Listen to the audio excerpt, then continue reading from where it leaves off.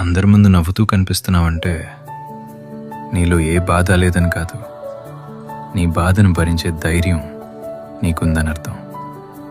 కానీ ప్రతిరోజు నేను బాగున్నాను అని అబద్ధం చెప్పడం చాలా అలసటగా ఉంటుంది కదూ.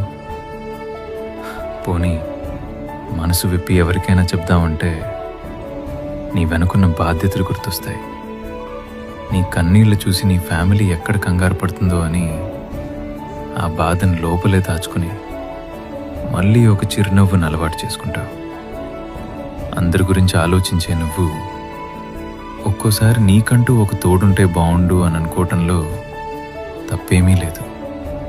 అది స్వార్థం కాదు, నీ మనసు కోరుకునే చిన్న ఓదార్పు మాత్రమే. బాధ్యతల్ని మోసే భుజాలకి కన్నీళ్లు తుడుచుకునే తీరిక ఉండదు.